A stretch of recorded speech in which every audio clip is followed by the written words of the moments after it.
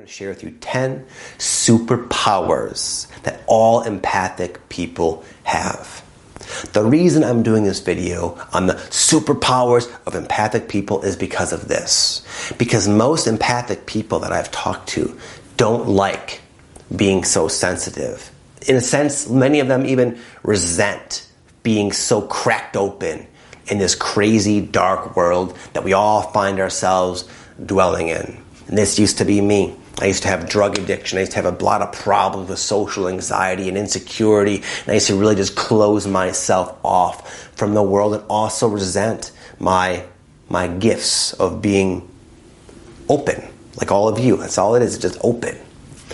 One day I finally decided to embrace it and to see this blessing as a blessing and not a curse. And it's allowed me to really transform the way I go through life as a sensitive person. And I really have changed on all levels because of this perspective shift. So this video is going to highlight 10, not just decent qualities, but superpowers that all of you empathic people have. And number 6 is especially relevant and important right now at this unique time in history. Number 1, you are an amazing listener. Tell me if I'm wrong, I bet you have noticed that you've had people sort of flock to you, and when they get into your presence, even if they don't know you very well, they will just start spilling out personal details of their life, just spewing out their entire life story. And I know what you're thinking. You're thinking, I don't like when people do that. I leave the situation feeling drained. But those people leave feeling uplifted and awesome. And you probably didn't even have to say anything. And I'll tell you why people do that. It's because most people are not used to being listened to so attentively, so consciously, so presently, so genuinely. But people come to you because they can just sense with their own little dormant empathic abilities they have that, you know what, this person is really listening to me. I finally, for the first time maybe in my life, feel heard and validated. And that is a superpower, my friend. That is a beautiful thing that you can't even help yourself from doing. I've had so many people reach out to me, Victor, say, hey, Victor, how do I stop these energy vampires? How do I not listen so empathically? And I try to help them, but it's hard because that's who you are. You're sensitive. You want to give someone your full, undivided attention and energy because that's who you are. That's a blessing. It's a beautiful, beautiful thing. Number 2 is you're highly intuitive. Downright, potentially, for a lot of you, psychic. Being intuitive, I don't think really gets enough attention and credit. Because when you're intuitive, you can make extremely wise, beneficial decisions for yourself and other people in the precise moments where the opportunity to seize the day arises. You don't have to rely on the limitations of your analytical mind to try to experiment through life, through trial and error, to make progress and to do good things in the world. You have an intuition, you have a little voice. That little voice will whisper to you in many different types of ways. Some of you just hear a voice. Some of you just know things. You have a knowing. Some of you feel it, you vibe it out. But nonetheless, when you need to make an ideal move for yourself, you know it. When someone enters your life that on the surface seems perfect and attractive and a match, you'll know if they're not. You have this beautiful intuition, and sometimes that can be even perceived as a drawback because you tend to know everybody's truths. And that's not always something that it's fun to be cognizant about when you can be in a room with your friends and family and just kind of know the truth of everybody, know how they really feel about you. And a lot of times, as you know, that's contradictory to how they behave in front of you. When you can tell people are just being inauthentic, and that can be challenging. But nonetheless, it's better to be wise and hip to what's really going on than to be in the clouds. Number 3, somewhat similar, is you have a built-in, fail-safe, human BS detector. You can smell a lie 10,000 miles away, across the world, over the seas. You can tell when someone's lying effortlessly. And a lot of times you don't know how you know someone's lying, but you can just sort of get a sense when someone's behavior is not in sync with how they're actually feeling and thinking. And you can catch that. There's a bit of a disconnect that tends to go unnoticed by most people, but you can sort of psychically pick up on that. Most of you probably haven't ever read a book about how to spot a liar. Well, they cover their face, they don't look around, they don't look at you in the eye. None of that is necessary. You just know. And this, of course, comes in handy when you're doing negotiations, when you're buying a house, you're buying a car, you're negotiating in any situation. You'll always be able to really know where the other person stands. So you won't be one to make silly, make a lot of mistakes in that regard within these human social sort of interactions. You can smell BS a mile away, and that's a huge blessing in this world, especially where people tend to lie a lot. Number 4 is you're highly considerate and mindful of other people. And most people live in their own little world with their own little agendas and are pleasantly surprised when an empathic person comes into their life and does a genuine gesture that they're just not used to seeing. It makes other people, I think, reevaluate their perspective on human beings and know that not all people suck, essentially. And I'll give an example. I was out to eat the other day with my best friend Aaron Dowdy and my wife Patty. We spent the whole day together. We had an amazing day. We were finally going out to one of our favorite restaurants called the Flower Child. And my friend Aaron, he's got this weird thing where he needs to sit on the outskirts of a restaurant. Like, he needs to be able to see everything that's going on. But the particular table in the corner where Aaron preferred that we received had a sort of a situation where he would have ended up sitting by my wife Patty, which is fine. I don't care. We're all good friends. But he was almost, he could pick up on the fact that I would prefer to sit with Patty. But Patty was on the outskirts where Aaron liked. So Aaron just, because he was mindful, because he was really considerate, because he was willing to put himself at odds to be nice to me, he just said, you know what, Vic, I'm going to get up and you sit there. I think we'll all feel better. And he sat with his back to the whole restaurant, which I know he hates, but because he was mindful and considerate, and he's a very empathic person, he chose to do that. Not a single one of you would have done anything differently, because everyone listening to a video like this, of course, is empathic and does have that same degree of that intuition, that mindfulness, and then also we use it in a very morally sound, ethical way. And it's a beautiful thing. So the most important thing, one quick little example before I move on. Have you ever noticed that most people who are like checkout clerks at stores seem to hate life and seem to hate their job and oftentimes are in kind of a miserable mood? You can't blame them. Dealing with the general public all day. But you know what I try to do, and I bet a lot of you do as well, is I try to be really nice to them and just smile and say, hey, how are you doing? And I mean it when I say that. And I will watch their face light up. I will watch their energy change, and I can just see what's going on. I can see that they're like, you know what? That was so nice of this young man. And I'm not saying that to toot my own horn. I know you guys are like that too. But my point is, it takes one smile, one genuine empathic smile, to truly brighten up another human being's entire day. And that is a superpower if I've ever heard of one. Number 5 is empathic people tend to create really, really great art. Because of their oversensitivity, they can discern when they're in the flow state. You all know what the flow state is, right? It's when you're really on point, like Michael Jordan when he's playing basketball.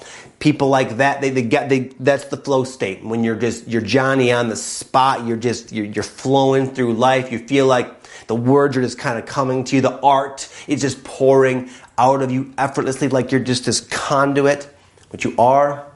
Empathic people are able to more often, not only get into this flow state when they're creating, but they're able to recognize it and take advantage of the flow state and really pour out their higher selves genius onto the canvas or recorded musically, or however you decide or choose or enjoy expressing your art. A lot of the world's great artists and great minds were extremely insensitive, empathic people. Number 6, perhaps the most important quality and attribute of all that's extremely relevant at this time on earth right now, I wrote down, it's just 2 words. Healing hands. What I mean by that, it's a metaphor for the fact that you empathic folks are natural born healers. You came here to the world to help heal, to help transform, to help uplift, and to help empower individuals, people. And because of your sensitivity, again, you can tap in to your spirit, to your spirit's qualities, to like your soul's wisdom and power. You are a natural at channeling that into the physical reality, transmitting that aura, that vibe, that energy to people. You came to help heal and uplift and empower in some way, shape, or form. I know every single one of you empathic people are sensitive enough to be aware of your own innate need to help, to heal, to empower. That is what you came to do, especially right now. And let's be honest, look around at the world. The world needs it. The people need it. The planet needs it. The animals need it. Every living thing in this creature needs some higher frequency energy to be, bestowed upon it through you, the empathic conduit, the natural healer. Number 7, I wrote down, doing the right thing even when it's difficult.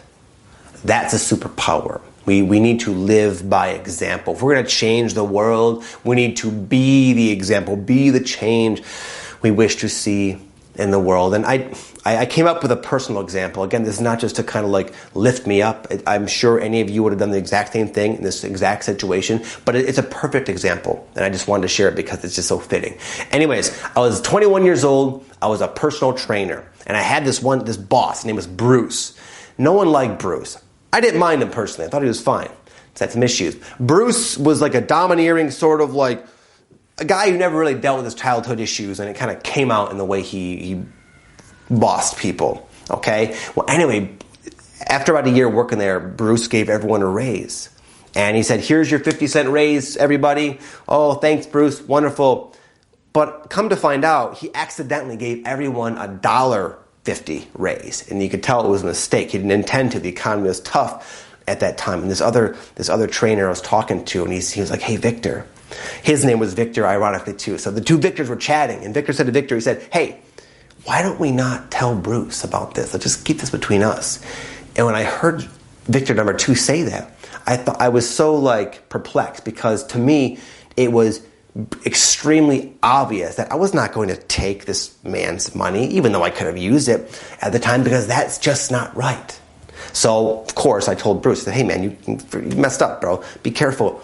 And we didn't get the raise, but that was the right thing to do. It was tempting. I could have justified it like everybody else. Well, Bruce is like this. He's not a good guy. It's his mistake. Blah, blah, blah. We work hard. No.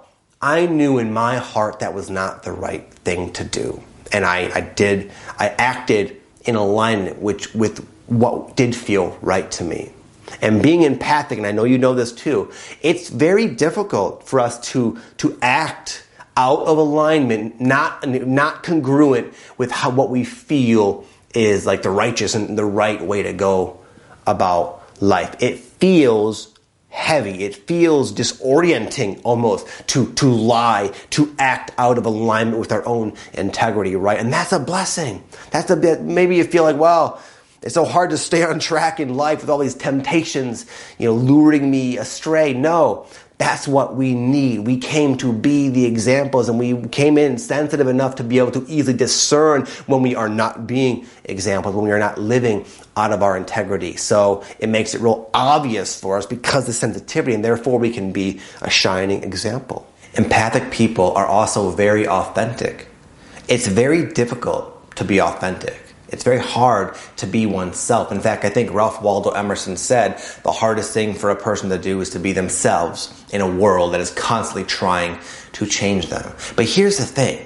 Empathic people can feel like an internal conflict that's uncomfortable and obvious when they're acting or behaving in an unauthentic way. When they're putting on the mask and playing the character and the role, it's hard and heavy and unpleasant for them to do so. So most empathic people are either very authentic or they're very quiet because they would prefer not to say anything at all than to say something without depth or substance that they're not really truly aligned with on all levels.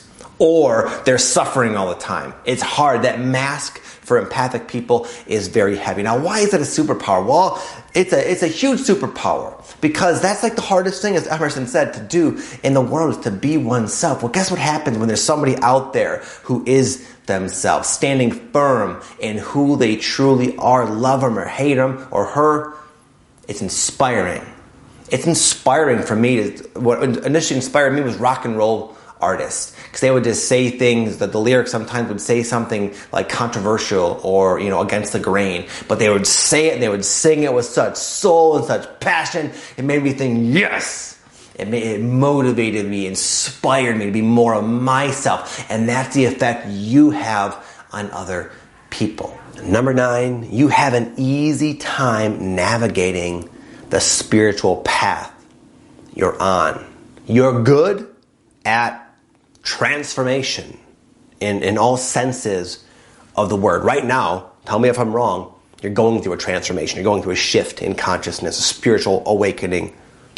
And you're naturally good at navigating it. Even though most of you don't think so, I didn't think so, and I fumble all the time. But comparatively speaking to most people who aren't even aware that there's this potential right now on the planet to just elevate their consciousness, comparatively speaking, you're a natural. You're awesome at it. You came not only to heal and to spread your art, spread your light and be an example, you came to show people it's possible.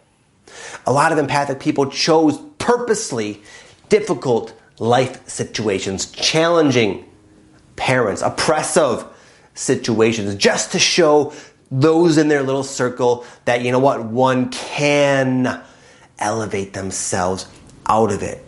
When they tune into themselves and listen to their heart, which guides the empathic person a bit more loudly than most. That is the superpower we need right now, is to show human beings, to empower them and let them know everybody can do this. We're all equal. We're all empathic to varying degrees. This word is almost a temporary thing, only because so much of humanity is closed off from who they really are that we have this way of labeling human being. We're all the same thing.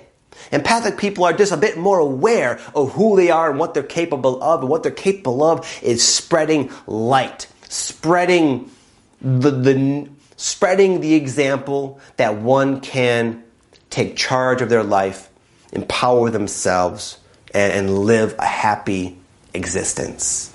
And that is such a powerful, beautiful thing to represent. Number 10, fortunately, empathic people are good at remaining humble. I only use the word empathic people not to create a segregated group of the elite. No, it's because I know people who are going through this shift right now, people who are feeling sensitive, temporarily might sort of relate with information that is on the topic of empathic people. But let's be humble here. It's a word. As I said, it means nothing. It's just a label, and everybody has the potential to be empathic. We are all empathic. And the nice thing about empathic people, sort of paradoxically, is that we can tell when we're being egoic. We can tell when our ego is getting inflated. And just as it doesn't feel good to act out of alignment with our own integrity, it doesn't feel right. It feels heavy and phony when we are inflated. So the empathic person usually is pretty good at keeping themselves in check and staying humble. And also empathic people are sensitive enough to not only recognize the darkness and struggles within other people, but also themselves.